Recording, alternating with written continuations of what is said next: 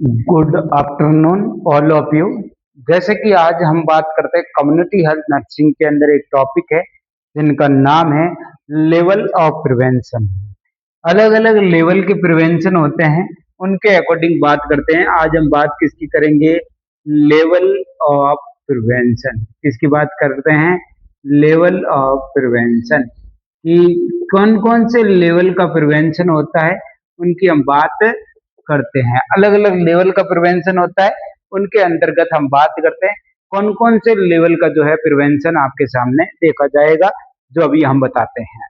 देखिएगा, हम बात करते हैं लेवल ऑफ प्रिवेंशन की, जिसमें अलग अलग लेवल का क्या होता है प्रिवेंशन होता है, और उसी के अंदर बात करते हैं। तो सबसे पहला देखिएगा, अलग अलग लेवल का जैसे हम देख सकते हैं। सबसे पहला होता है प्री मोडियल प्रिवेंशन। कौन सा? प्रीमोडियल प्रिवेंशन होगा। ठीक है, फिर हमारी बात करते हैं आगे। तो सेकंड हमारा कौन सा होगा? Primary prevention. सेकंड हमारा कौन सा होगा? प्राइमरी प्रिवेंशन होगा। और थर्ड जो हमारा होगा सेकेंडरी प्रिवेंशन होगा।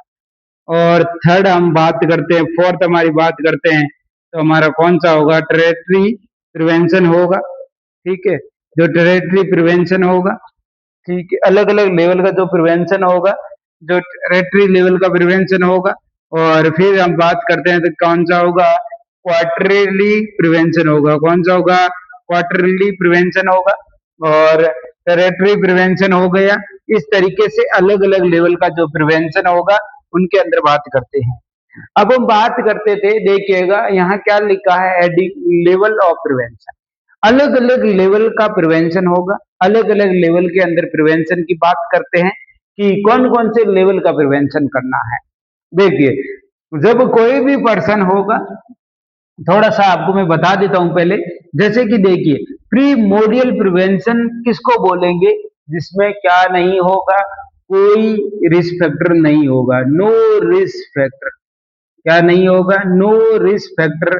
उनको हम क्या कहेंगे? उनको कौन सा प्रिवेंशन कहेंगे? Primordial prevention. मतलब उस पर्सन में कोई रिस्क फैक्टर नहीं है, फिर हम उनको कुछ बता रहे हैं, तो वो हमारा कौन सा होगा? प्रीमोडियल प्रिवेंशन होगा। और जिसके अंदर क्या रहता है? रिस्क फैक्टर रहता है, रिस्क फैक्टर रहता है। और हम क्या कर रहे हैं? उसके डिजीज को नहीं होने दे रहे हैं। क्या नहीं होने दे रहे हैं? डिजीज नहीं होने दे रहे हैं। रिस्क फैक्टर तो प्रेजेंट है, रिस्क फैक्टर तो प्रेजेंट है, लेकिन डिजीज नहीं होने दे रहे हैं। कौन से लेवल का है? प्राइमरी प्रिवेंशन है। सेकेंडरी प्रिवेंशन क्या है? कि डिजीज तो हो गई है, लेकिन आगे कॉम्प्लिकेशन नहीं होने देंगे। आगे क्या नहीं होने दे रहे हैं? कॉम्प्लिकेशन नहीं होने दे रहे हैं। ये हमारा कौन सा लेवल का है? सेकेंडरी लेवल का प्रिवेंशन है। जो फिर हम बात करते हैं टेरेटरी, क्या है कि हमारा कॉम्प्लिकेशन तो हो गया है, लेकिन अब जो कॉम्प्लिकेशन हो गया है, आगे जो है पर्सन बहुत ज्यादा डिप्रेशन में ना चला जाए, तो उनको कॉम्प्लिकेशन से पर्सन को जो है सिर्फ हम सपोर्टिव केयर दे रहे हैं। क्या कर रहे हैं? सपोर्टिव जो केयर दे रहे हैं, वो भी हमारा किस में आएगा? जो हमारी टेरेटरी में आएगा। और इसी में हमारा कौन सा आएगा? रिहेबिलिटेशन। क्या आएगा? रिहेबिलिटेशन का मतलब होता है पहले जैसी कंडीशंस करने की कोशिश हम करेंगे। और फिर हम बात करते हैं यहाँ पे हमारा क्वार्टरली में क्या होगा? सिर्फ हम क्या कर रहे हैं, इसी के अंदर भी वैसे सपोर्टिव केयर कर रहे थे, वैसे वैसे इसमें भी साइकोलॉजिकल सपोर्ट देंगे, और कुछ भी नहीं करेंगे। ये सारा का सारा हमारा जो है लेवल ऑफ प्रिवेंशन होता है। अभी हम एक एक की बात करते हैं। तो हेडिंग डालिएगा प्री मोडियल प्रिवेंशन। किसकी बात करते हैं? प्री मोडियल प्रिवेंशन क्या होता है, इनके बारे में बात करते हैं। तो हमारा सबसे पहला ही है, क्या है? प्री मोडियल प्रिवेंशन है। जो देखिएगा, इसी को हम कब करते हैं, लिखिएगा परफॉर्म। परफॉर्म, जो परफॉर्म किया जाता है इन pre pathogenesis phase. Pre pathogenesis, जो प्री पैथोजेनेसिस जो फेज होगी, इसी को हम क्या कहते हैं? Pre pathogenesis phase. मतलब अभी पैथोजन नहीं आया, डिजीज कंडीशन नहीं आई है, उसको क्या कहते हैं? प्री मोडियल प्रिवेंशन कहते हैं।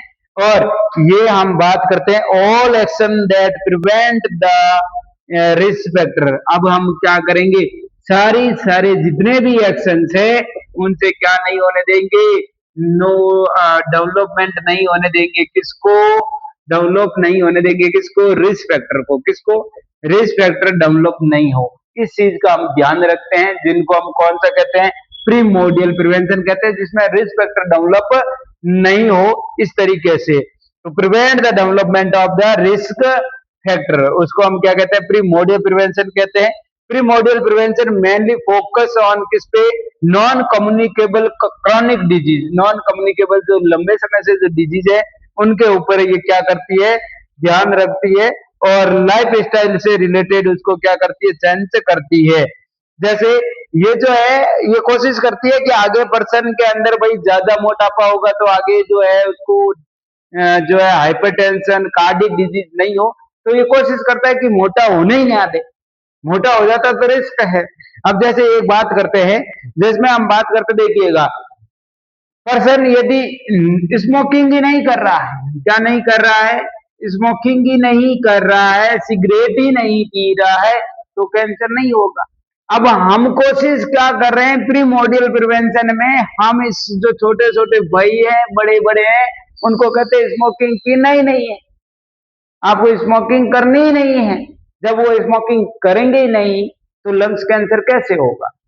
तो हम क्या कर रहे हैं कि उसको कह रहे हैं स्मोकिंग करना ही नहीं है, उसको एजुकेशन देते हैं कि स्मोकिंग करने से लंग्स कैंसर होता है, ये प्रीमोडियल प्रिवेंशन में आएगा। यदि स्मोकिंग कर रहा है तो रिस्क फैक्टर प्रेजेंट है, और स्मोकिंग कर रहा है इसका मतलब रिस्क फैक्टर प्रेजेंट है, और वो आपका प्राइमरी प्रिवेंशन में चला जाएगा। और यहाँ पर ये स्मोकिंग नहीं कर रहा है तो इस तरीके से है। और यहाँ पर हमारा जो टारगेट ग्रुप होता है, यहाँ हमारा क्या होगा, टारगेट जो ग्रुप रहेगा वो टारगेट ग्रुप रहेगा, किसके ऊपर टारगेट करके रहते हैं हम, जो भी छोटे बच्चे हैं, जो चिल्ड्रन हैं, उनके ऊपर, जो चाइल्ड हैं उनके ऊपर ध्यान रखते हैं, क्योंकि छोटे छोटे बच्चों को ही हम बताते हैं कि आपको ये जो है स्मोकिंग नहीं करना है, एल्कोहल नहीं पीना है, ये करना है। जो भी आगे बीमारी होने वाली होती है उनको पहले ही रोक रहे हैं, उसको हम क्या कहते हैं, प्रीमोडियल प्रिवेंशन। कौन सा है, प्रीमोडियल प्रिवेंशन के नाम से जाना जाता है। और इसमें हम पहले ही बात कर देते हैं। अब हम बात करते हैं इसके अंदर आएगा कौन कौन, उनकी एग्जाम्पल के बारे में बात करते हैं। इसमें कौन कौन सा आएगा उसके बारे में एग्जाम्पल की बात करता हूँ। किसके बारे में बात करता हूँ, एग्जाम्पल, कौन कौन से इससे प्रीमोडियल प्रिवेंशन के अंतर्गत आएगा। देखिए, अब पहला एग्जाम्पल आ रहा है इंडिविजुअल एजुकेशन। क्या कर रहे हैं हम, इंडिविजुअल को क्या दे रहे हैं, एजुकेशन दे रहे हैं। क्या कर रहे हैं, इंडिविजुअल को एजुकेशन देना, किसी भी एक पर्सन को समझाना, उनको एजुकेशन देना इंडिविजुअल को, प्रीमोडियल। अब एजुकेशन कैसा दे रहे हो आप, उसमें रिस्क फैक्टर नहीं होना चाहिए। उनको आप कह रहे हैं कि आपको स्मोकिंग नहीं करनी, वो नहीं कर रहा है, आप उसको कहते हैं नहीं करना है। अब छोटे छोटे बच्चों को बताते हैं, मैंने कहा था टारगेट ग्रुप क्या है, चाइल्ड है। आप उन बच्चों को कहते हैं स्मोकिंग नहीं करना बच्चों, क्योंकि आगे जाकर के आपको लंग्स कैंसर हो सकता है। एल्कोहल नहीं लेना है, लीवर खराब हो जाएगा। ये पहले ही बता रहे हैं। ये इंडिविजुअल एक एक पर्सन को जाकर के आप एजुकेशन दे रहे हैं, ये किसके अंदर आएगा, प्री मॉड्यूल के अंदर आएगा। मास एजुकेशन, बहुत सारों को भी एजुकेशन दे रहे हैं, वो भी किस में आएगा, प्रीमोडियल प्रिवेंशन के अंदर आएगा। कि आपने सभी लोगों को बता रहे हैं कि भैया आपको स्मोकिंग नहीं करनी है, अल्कोहल नहीं पीना है, ये सब आप जो नहीं कर रहा, रिस्पेक्ट है ही नहीं, तो ये सब आप किसमें बता रहे हैं, प्रीमोडियल प्रिवेंशन के अंतर्गत बता रहे हैं। अब अगला आता है लाइफ स्टाइल। अगला क्या है, लाइफ स्टाइल मॉडिफिकेशन। ध्यान रखना यहाँ पे मैं क्या बोल रहा हूँ, मॉडिफिकेशन नॉट चेंज। मैं क्या बोल रहा हूँ, मॉडिफिकेशन करना। मैं यहाँ पे उसको चेंज करता तो प्राइमरी प्रिवेंशन में। मॉडिफिकेशंस का मतलब है मैं उसको लाइफ स्टाइल को जो है स्मोकिंग है, एल्कोहल है, या और भी बहुत सारे एग्जाम्पल है, जैसे कि वो जो दूसरे जो तंबाकू है, दूसरे जो चीज खा रहा है, यदि उसको मैं पहले ही मॉडिफिकेशन कर देता हूँ, मॉडिफाइड कर देता हूँ उसके बिहेवियर को, लाइफ स्टाइल को, कि आपको इनके पास भी नहीं जाना है, ये नहीं करना है, वो मॉडिफिकेशन कर रहा हूँ, लाइफ स्टाइल मॉडिफिकेशन करना, ये प्रीमोडियल प्रिवेंशन के अंदर आएगा। किसके अंदर आएगा? प्रीमोडियल प्रिवेंशन के अंतर्गत आएगा। चाइल्डहुड, अगला हमारा क्या है कि चाइल्डहुड, अगला हमारा क्या है? चाइल्डहुड ओबेसिटी, चाइल्डहुड ओबेसिटी क्या कर रहा हूं? प्रिवेंशन। क्या कर रहा हूं? चाइल्डहुड ओबेसिटी को क्या कर रहा हूं? प्रिवेंशन कर रहा हूं। ये भी मैं क्या कर रहा हूं? मैं चाइल्डहुड को ओबेसिट नहीं होने देता हूं, मैं उनको बता देता हूं पहले ही कि बच्चों बड़ा नहीं होना है, ओबेसिटी में ओबेज नहीं होना है, क्योंकि ओबेज होंगे तो हाइपरटेंशन की कंडीशन रहती है। यदि ओबेसिटी हो जाता है, ध्यान देना पॉइंट पे, यदि ओबेसेट हो जाता है, ओबेज हो जाता है, फिर आप लोग उसको एजुकेशन दे रहे हो कि वेट को घटाओ, कम करो, तो प्राइमरी प्रिवेंशन में आएगा। ध्यान रखना, रिस्क फैक्टर आपने डेवलप कर दिया है, लेकिन मैं यहाँ क्या कर रहा हूँ? चाइल्डहुड ओबेसिटी प्रिवेंशन कर रहा हूँ।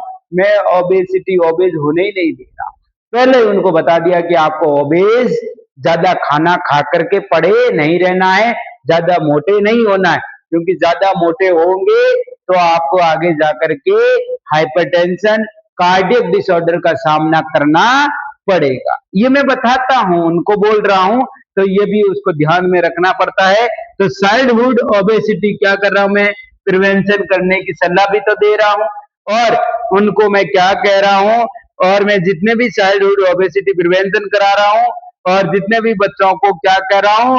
हेल्थी लाइफ स्टाइल को एडॉप्ट करिए। क्या करिए? Adopted of healthy life style.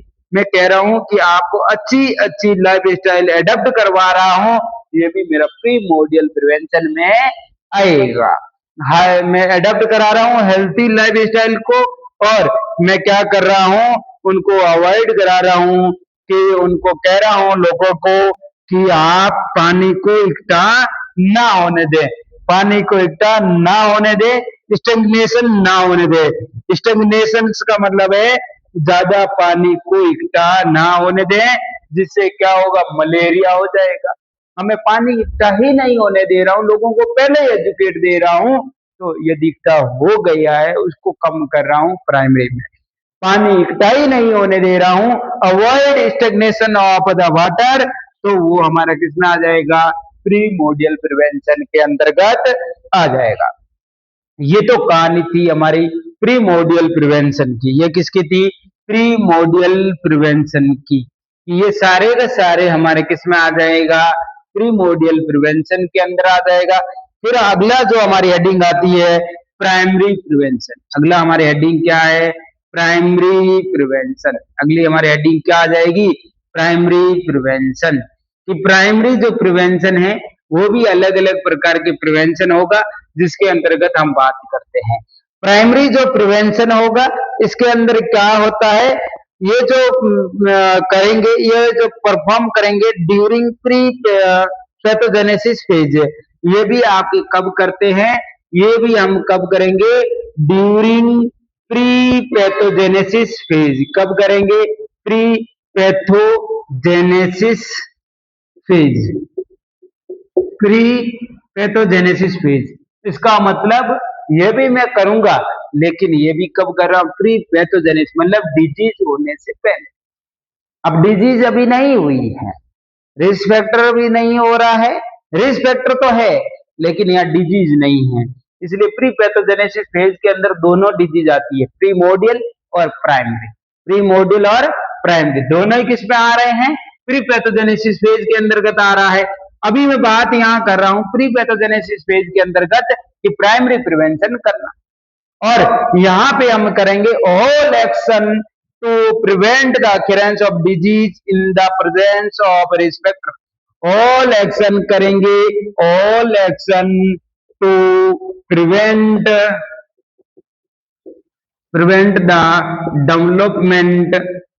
development of risk development of disease in presence of risk factor। मैंने क्या कहा, यहाँ पे क्या होगा, रिस्क फैक्टर प्रेजेंट होगा। यहाँ क्या होगा, आपका रिस्क फैक्टर प्रेजेंट होगा। यहाँ पे आपका रिस्क फैक्टर प्रेजेंट होगा, लेकिन कोशिश क्या कर रहा हूं, डेवलपमेंट ऑफ डिजीज। देखिएगा, मैंने आपको पहले बताया कि प्रीमोर्डियल प्रिवेंशन के अंतर्गत क्या हो रहा था, कि प्रीमोर्डियल प्रिवेंशन के अंतर्गत तो हमारा ये हो रहा था कि प्रीमोर्डियल जो प्रिवेंशन था उसके अंतर्गत तो मैं कोशिश क्या कर रहा था कि यहाँ पे no risk factor no disease. यहाँ तो ना तो रिस्क फैक्टर था ना डिजीज था, तो यहां मैं कोशिश कर रहा हूं रिस्क फैक्टर को डेवलप ना होने दूं। अब यहाँ पे मैं प्रिवेंट किसको कर रहा हूं, सारे एक्शन कर रहा हूं कि ताकि डेवलप नहीं हो, क्या डिजीज डेवलप नहीं, सारे एक्शन कर रहा हूं ताकि क्या नहीं हो, डिजीज डेवलपमेंट नहीं हो। ये सारे एक्शन कर रहा हूं ताकि डिजीज डेवलपमेंट नहीं हो, और किसके उपस्थिति में, प्रेजेंस ऑफ रिस्क फैक्टर की उपस्थिति में।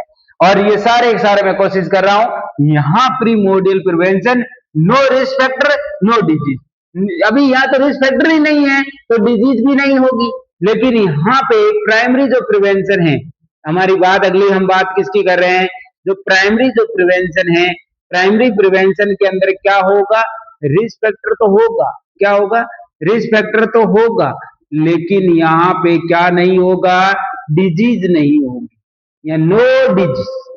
डिजीज नहीं है, रिस्क फैक्टर नहीं है, या रिस्क फैक्टर है। बस प्रॉब्लम यहाँ यही है, रिस्क फैक्टर स्मोकिंग कर रहा है, लंग्स कैंसर नहीं हुआ, एल्कोहल ले रहा है, लिवर फेल नहीं हुआ, ये रिस्क फैक्टर है। ये रिस्क फैक्टर प्राइमरी के अंदर प्रेजेंट है, लेकिन अभी डिजीज नहीं हुई।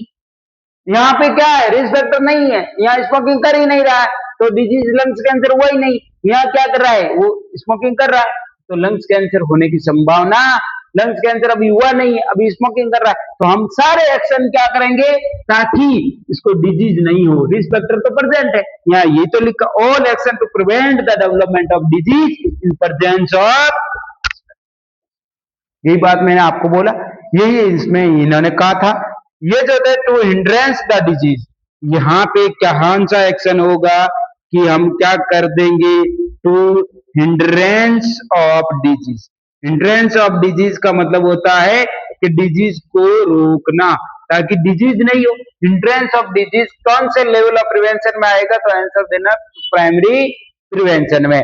क्वेश्चन आता है कि हिंड्रेंस ऑफ डिजीज जो है कौन से लेवल ऑफ प्रिवेंशन में आता है, तो आप किसमें लिखोगे, प्राइमरी प्रिवेंशन के अंतर्गत आता है। और यहाँ जो होता है ये कॉन्सेप्ट प्राइमरी प्रिवेंशन का क्या रहता है, प्राइमरी हेल्थ रहता है।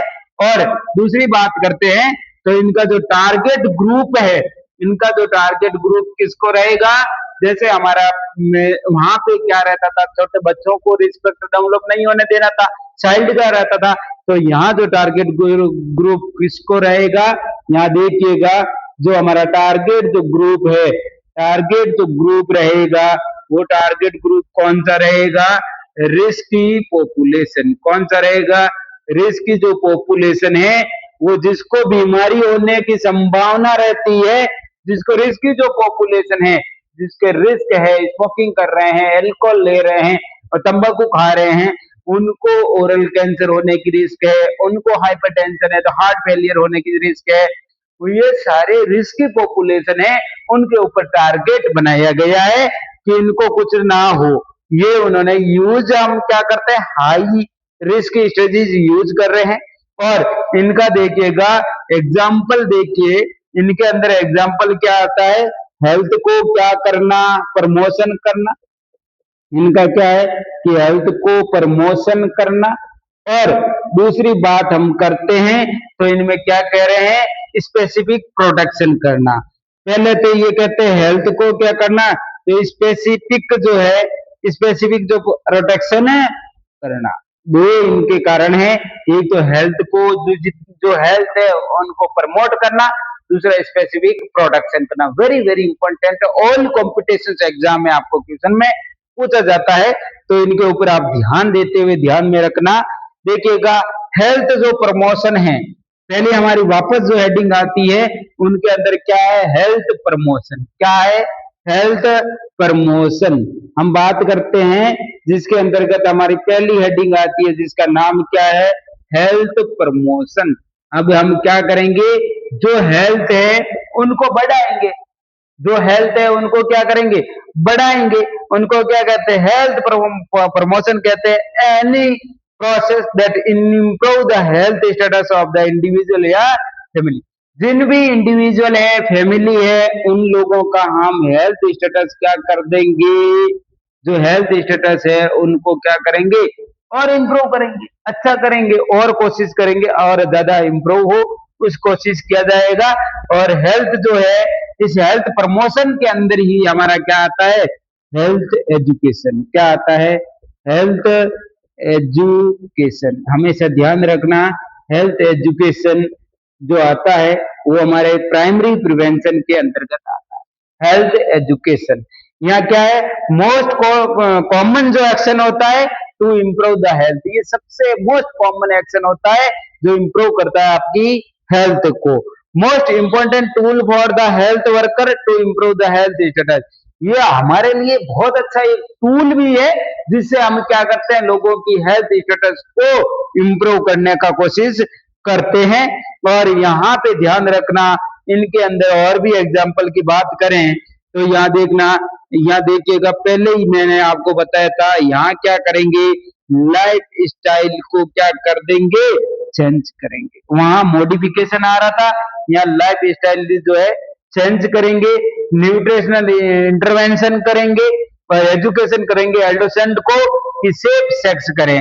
सेफ सेक्स के लिए भी तो बोलेंगे, क्योंकि आपको पता है सेफ सेक्स नहीं करेंगे, कॉन्ट्रासेप्टिव कॉन्डम यूज नहीं करोगे तो आप ऐसा भी हो जाएगा, रिस्क तो पहले से ही प्रेजेंट है भैया। इसलिए हम जब भी वो सेक्स करते हैं तब हम क्या कहते हैं, कॉन्डम यूज करने के लिए बोलते हैं। ये भी हमारा किसमें आता है, प्राइमरी प्रिवेंशन के अंदर आता है। और जिनको भी हम मैरिज की काउंसलिंग करते हैं, कि भाई जो मैरिज की काउंसलिंग कर रहे हैं वो भी हमारा किसमें आता है, प्राइमरी प्रिवेंशन के अंदर आता है। मैरिज की काउंसलिंग करते हैं, साहब आप जो है दो आप हो गए, दो से ज्यादा ना हो, तो इस तरीके से किसी को ब्रेस्ट फीडिंग करवा रहे हैं, ब्रेस्ट फीडिंग एजुकेशन दे रहे हैं, या इंप्रूव करे सोशियो इकोनॉमिक स्टेटस कर रहे हैं। स्मॉल फैमिली नॉर्म्स, आप क्या कर रहे हैं, स्मॉल फैमिली जो नॉर्म्स भी बता रहे हैं, स्मॉल फैमिली होनी चाहिए, ज्यादा बड़ी फैमिली नहीं होनी चाहिए, ये भी बता रहे हैं। तो स्मॉल फैमिली नॉर्म्स जो भी काम कर रहे हैं वो भी एक प्रकार का हमारा क्या है कि अच्छे से अच्छे बताया जा रहा है, ये भी प्राइमरी प्रिवेंशन में। क्योंकि हमें रिस्क तो प्रेजेंट है, आप बहुत बड़ी फैमिली होगी तो आगे रिस्क ही है, प्रॉब्लम तो है, प्रॉब्लम तो है। अब हम उनको क्या कर रहे हैं, एजुकेशन दे रहे हैं, तो ये भी हमारा इसमें आ जाएगा। इन्वायरमेंटल सैनिटेशन, क्योंकि आपको पता है रिस्क तो है, इन्वायरमेंट को साफ सफाई नहीं करेंगे तो रिस्क तो है, तो इन्वायरमेंटल सैनिटेशन करवाना, ये भी हमारे किसमें आता है, प्राइमरी प्रिवेंशन के अंतर्गत आता है। और इन्वायरमेंटल मॉडिफिकेशन करना, ये भी हमारा किसमें आता है, प्राइमरी प्रिवेंशन के अंतर्गत आता है। अगला हमारा आता है स्पेसिफिक प्रोटेक्शन। अब देखिएगा, वेरी वेरी इंपॉर्टेंट है, जिसके अंतर्गत हम प्राइमरी प्रिवेंशन के अंतर्गत बात करते हैं। तो यहाँ पे क्या आएगा, आपका स्पेसिफिक प्रोटेक्शन आएगा। क्या आएगा, स्पेसिफिक जो प्रोटेक्शन है, जो स्पेसिफिक जो प्रोटेक्शन है उसको भी ध्यान में रखना है। किसको ध्यान में रखना है, स्पेसिफिक जो प्रोटेक्शन है उनको भी ध्यान रखना है। किस किस चीज के अंदर, देखिएगा, वेरी वेरी इंपॉर्टेंट है, क्वेश्चन मार्क लगा दीजिएगा। वैक्सीनेशन क्या है, वैक्सीनेशन जो है, वैक्सीनेशन, यहाँ फिर हम इसको क्या कह सकते हैं, इम्यूनाइजेशन। क्या कहते हैं, इम्यूनाइजेशन। वैक्सीनेशन या इम्यूनाइजेशन स्पेसिफिक प्रोटेक्शन के अंतर्गत आता है। और कौन से लेवल ऑफ प्रिवेंशन होता है, वो हमारा प्राइमरी लेवल ऑफ प्रिवेंशन के अंतर्गत आता है। वैक्सीनेशन है, इम्यूनाइजेशन है, ये सब कुछ। Main primary action prevent the communicable disease, ताकि इनका मेन एक्शन क्या है, कम्युनिकेबल डिजीज नहीं हो। फिर बात हम करते हैं, ऑल वैक्सीन प्रोवाइड क्या करती है, प्राइमरी प्रिवेंशन। सारी वैक्सीन, ध्यान रखना, यहाँ से ये क्वेश्चन भी रहता है, इसको याद रखना। all vaccines all vaccine prevent the all vaccine जो है वो क्या करता है, प्रिवेंट कम्युनिकेबल डिजीज। क्या करती है, जो ऑल वैक्सीन क्या कर देती है, आपकी कम्युनिकेबल डिजीज को प्रिवेंट करती है। क्या करती है, कम्युनिकेबल जो डिजीज है उनको क्या कर देती है, प्रिवेंट कर देती है। कम्युनिकेबल डिजीज का मतलब होता है एक पर्सन से दूसरे पर्सन में फैलने वाली बीमारी। लेकिन ध्यान रखना, एक्सेप्ट एक चीज ऐसी है जो कि प्राइमरी प्रिवेंशन में नहीं आएगा। क्या, एक्सेप्ट। एक्सेप्ट में कौन सी, बीसीजी। बीसीजी जो वैक्सीन होती है, जो टीबी और एचआईवी के लिए काम में ली जा रही है, वो वैक्सीन हमारी सारी वैक्सीन आपकी प्राइमरी प्रिवेंशन में आता है। ध्यान देना यहाँ पे, सारी प्राइमरी जो है, सारी वैक्सीनेशन प्राइमरी प्रिवेंशन में आता है, लेकिन बीसीजी प्राइमरी प्रिवेंशन में नहीं आता है। क्यों नहीं आता है, क्योंकि बीसीजी वैक्सीन आप कोई वैक्सीनेशन के लिए नहीं, ये बीसीजी को आप यूज किस लिए कर रहे हैं, इधर ध्यान दीजिएगा। बीसीजी को हम यूज कर रहे हैं किसके लिए, ट्रीटमेंट ऑफ टीबी और एचआईवी। टीबी और एचआईवी के ट्रीटमेंट के लिए काम ले रहे हैं, इसलिए ये बीसीजी आपके प्राइमरी लेवल ऑफ प्रिवेंशन में नहीं आए। इसको ध्यान में रखना कि ये ट्रीटमेंट के लिए काम ले रहे हैं, इसलिए प्राइमरी प्रिवेंशन के अंतर्गत नहीं आएगी। और फैमिली प्लानिंग, ध्यान रखना, अगले पॉइंट जो अगला पॉइंट हमारा है कि जो फैमिली जो प्लानिंग है,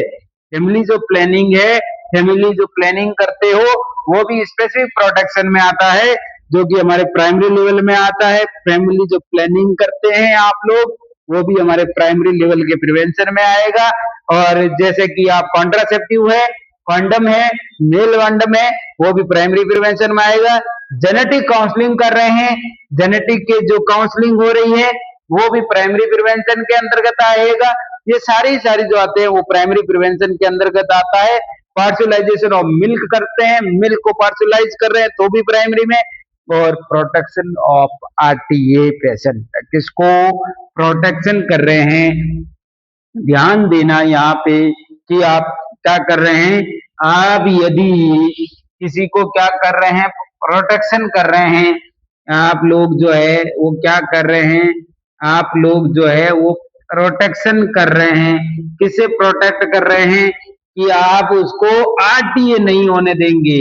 जो सारे के सारे कोशिश कर रहे हैं वो प्रोटेक्शन कर रहे हैं, प्रोटेक्शन फ्रॉम आरटीए। किसे, RTA, road traffic accident. RTA से बचाने के लिए आप प्रोटेक्शन कर रहे हैं आरटीए के लिए, और उस समय आप क्या कर रहे हैं, वियर द सीट बेल्ट। आप क्या करवा रहे हैं, wear the seat belt, wear the seat belt, ठीक है। और ध्यान रखना, वियर द सीट बेल्ट आप कह रहे हैं या हेलमेट के लिए बोल रहे हैं, हेलमेट के लिए बोल रहे हैं। हेलमेट और सीट बेल्ट को पहनाना प्राइमरी प्रिवेंशन है, क्योंकि आपको पता होगा रिस्क फैक्टर प्रेजेंट है। सी वियर आप क्या नहीं करोगे, सीट बेल्ट नहीं पहनोगे, हेलमेट नहीं लगाओगे तो रिस्क तो है, आगे जाओगे तो भसीड़ लग जाएगा, आगे जाओगे तो क्या हो जाएगा, आपका एक्सीडेंट हो जाएगा। और आरटीए से हम क्या करें, प्रोटेक्शन फ्रॉम द आरटीए, तो सीट बेल्ट लगाना और हेड को इंजरी होने से बचाना, ये सारा हमारे किस में आएगा, प्राइमरी लेवल ऑफ प्रिवेंशन के अंतर्गत आएगा। ताकि इनको अगला हम बात करते हैं, प्रोटेक्शन ऑफ ऑक्यूपेशनल हैजार्ड। देखिएगा, प्रोटेक्शन हम किससे करें, ऑक्यूपेशनल हजार्ड्स जितने भी होते हैं, बड़े बड़े कंपनियों के अंदर होते हैं, बड़े बड़े जो बिजनेस वाले हैं वहां पर भी, यदि बड़े बड़े फैक्ट्रियों के अंतर्गत भी है, यदि आप मास्क पहन रहे हैं, ग्लव्स पहन रहे हैं, गाउन पहन रहे हैं, इन सब को हम बात करते हैं, तो इनको भी काम ले रहे हैं वाटर स्प्रेयर से, या अवॉइड कर रहे हैं एलर्जेंस को, कार्सिनोजेंस को, ये इसको अवॉइड भी कर रहे हैं, ये भी हमारे किसमें आएगा, प्राइमरी प्रिवेंशन के अंतर्गत आएगा। या फिर आप क्या कर रहे हैं, यूज कर रहे हैं क्या, पर्सनल प्रोटेक्टिव इक्विपमेंट। क्या यूज कर रहे हैं, पर्सनल जो प्रोटेक्टिव इक्विपमेंट है उनको आप यूज कर रहे हैं। क्या कर रहे हैं आप, use use the personal protective equipment. Personal जो प्रोटेक्टिव इक्विपमेंट आप यूज कर रहे हैं, उसके वो भी आपके किस में आएगा, इक्विपमेंट यूज कर रहे हैं वो भी आपके, जैसे मास्क है, ग्लव्स है, ये सारे के सारे मास्क है, ग्लव्स है, मास्क हो गया, ग्लव्स हो गया, गोगल्स हो गए, गाउन हो गया, और ये सारे का सारे आपके किस में आएगा, प्राइमरी लेवल ऑफ प्रिवेंशन के अंतर्गत आएगा, जिसमें कैप है, गोगल्स है, ये सब। और स्पेसिफिक आप न्यूट्रिशंस भी दे रहे हैं, स्पेसिफिक क्या कर रहे हैं आप, न्यूट्रिशंस भी दे रहे हैं, तो भी वो आपके किस में आ जाएगा, प्राइमरी लेवल ऑफ प्रिवेंशन के अंतर्गत आ जाएगा। आप न्यूट्रिशन जैसे आयरन दे रहे हैं, फॉलिक एसिड टेबलेट दे रहे हैं, ये स्पेसिफिक प्रोटेक्शन कर रहे हैं, न्यूट्रिशन दे रहे हैं, ये भी आपका किसमें आ जाएगा, प्राइमरी लेवल ऑफ प्रिवेंशन के अंतर्गत आ जाएगा। कंट्रोल कर रहे हैं एयर पॉल्यूशन को, कंट्रोल कर रहे हैं एयर पॉल्यूशन को, वाटर पॉल्यूशन को, ये सारे के सारे किसमें आ जाएगा, आपका प्राइमरी लेवल ऑफ प्रिवेंशन के अंतर्गत आ जाएगा। और फिर हम बात करते हैं, यदि हम क्या कर रहे हैं, आइसोलेशन, यहाँ पे बहुत ज्यादा जरूरी है कि हम किसी को आइसोलेट कर रहे हैं, अलग कर रहे हैं डिजीज कंडीशन से पहले, हम उसको अलग कर रहे हैं, आइसोलेट कर रहे हैं, और आइसोलेशन करना भी हमारे किसमें आ जाएगा, प्राइमरी लेवल ऑफ प्रिवेंशन के अंतर्गत आ जाएगा।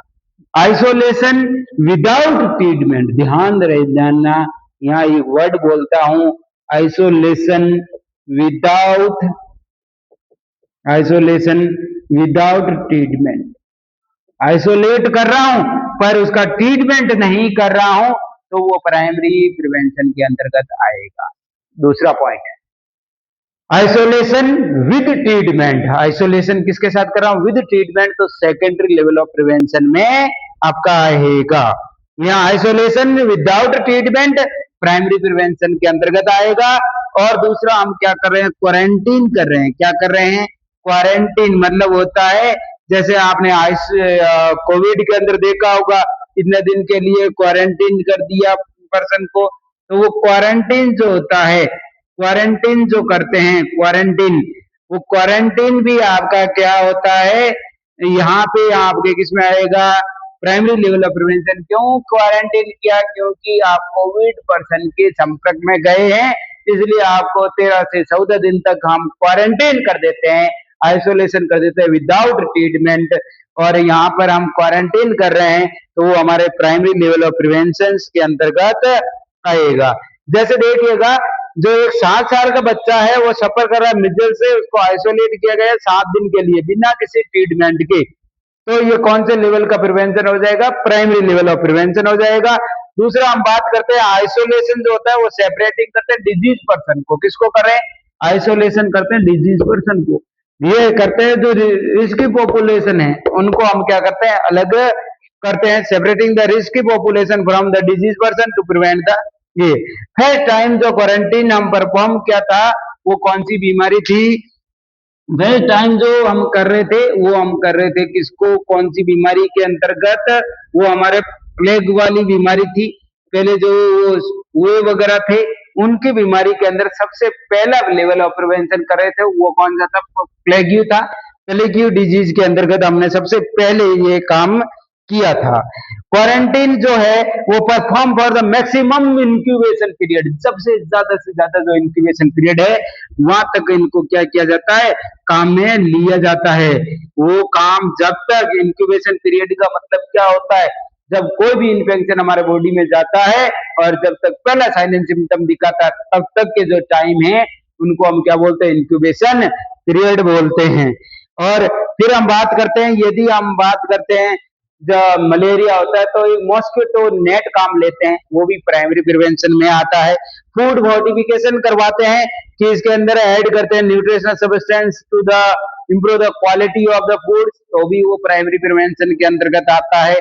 फूड का हम एडिल्ट्रेशन करते हैं या फिर हम प्रोफाइलैक्सिस करते हैं, तो भी वो हमारे किस में आता है, प्राइमरी प्रिवेंशन के अंतर्गत आता है।